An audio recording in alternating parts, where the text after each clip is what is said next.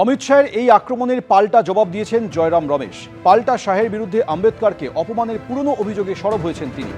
2024 সালের ডিসেম্বরে রাজ্যসভায় দাঁড়িয়ে আম্বেদকরকে অপমান, যিনি এমন মতাদর্শে বিশ্বাসী যারা 2002-এর জানুয়ারি পর্যন্ত জাতীয় পতাকা উত্তোলন করেনি, যিনি দিল্লিতে ছাত্রদের উপর পুলিশি বর্বরতার চক্রান্তকারী, তিনিই কিনা কংগ্রেসকে ক্ষমা চাইতে বলছেন। প্রকৃত ইস্যু থেকে নজর ঘোরানো এবং ব্যর্থতা ঢাকার কৌশল। পোস্ট জয়রাম রমেশের।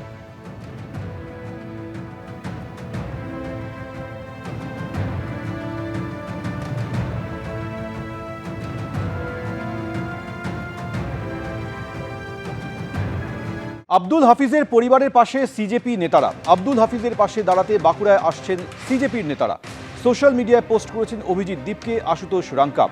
আব্দুল সরকারি স্কুলের খোঁজখবর নিতে গিয়েছিলেন। বিজেপির দুষ্কৃতীদের মারধরে তার বাবার মৃত্যু হয়েছে বলে অভিযোগ। আব্দুলের পরিবারকে ন্যায় বিচার দিতে অঙ্কিত, সুধীর সহ সিজেপি নেতারা বাঁকুড়া যাবেন। পশ্চিমবঙ্গের সমস্ত সিজেপি সমর্থকদের বাঁকুড়ায় আসার আহ্বান জানাচ্ছি। Post CJP. সিজেপির আন্দোলনে যোগ দেওয়া যুবক এবং তার বাবাকে মারধরের অভিযোগ। 13ই অগস্ট বাঁকুড়ার ইন্দাসে বাড়িতে ঢুকে হামলার অভিযোগ বিজেপির বিরুদ্ধে।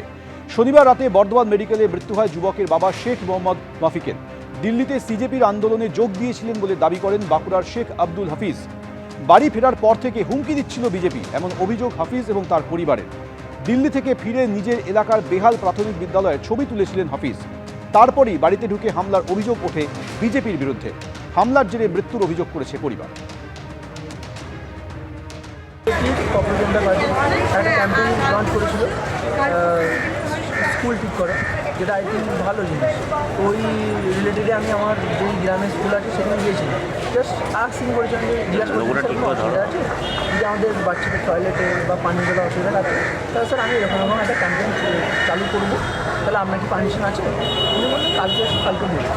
উনি কী করেছেন, উনি বিজেপি ওয়ার্কারদেরকে বলেছেন 13ই আগস্ট সেই দিন 8টা সাড়ে 8টা নাগাদ সব বিজেপি ওয়ার্কাররা আসে, ঠিক আছে। আমি ওটা আছে আমার বাড়ি, একদম বাড়ি হানাতে চট থাপ্পড় মাঠ মেরেছে। মেরে আমি কী করি, যখনই মেরেছি ছুটে গিয়ে আমি আমার ভিডিওটা ক্যামেরা অন করে দিয়েছি। সাবন নিয়ে এসে আমার ডাইরেক্ট গলা দিয়ে এটা মারার চেষ্টা করেছি।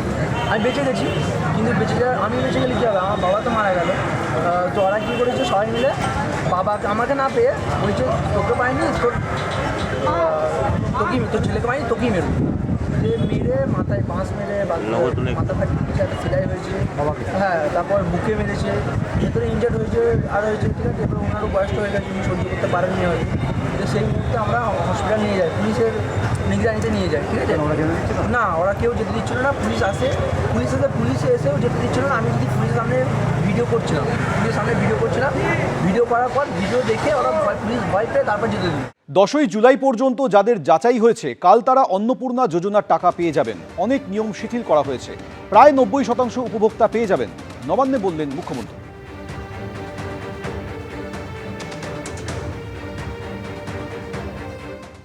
10ই জুলাই পর্যন্ত ভেরিফিকেশন যাদের হয়েছে তাদের কালকে টাকা ট্রান্সফার হয়ে যাবে।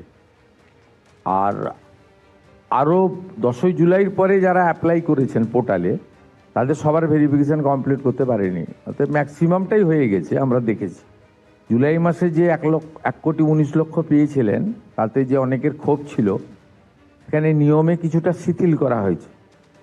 যেমন ওই 50 শতক যে জমির বিষয়টা ছিল, এটা আগে পৌরসভা গ্রাম সব জায়গায় ছিল, এখন গ্রাম পৌরসভা সবটাই শিথিল করে দেওয়া হয়। কর্পোরেশন এলাকা 7টিকেই বাদ দিয়ে বাকিদেরকে আপনার শিথিল করে দেওয়া হয়।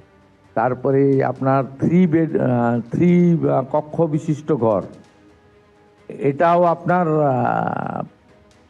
মূলত গ্রামীণ এলাকায় বা ছোট পুরসভা এলাকাতেও শিথিল করে দেওয়া হয়। এর ফলে অনেকেই, তাছাড়া ওদের ওই আপনার ব্যাংক অ্যাকাউন্টে গোলমাল ছিল, এগুলো রেকটিফিকেশন করে মোটামুটি একটা আমাদের বিশ্বাস যে 90% those who are interested for Annapurna Yojana, they should get.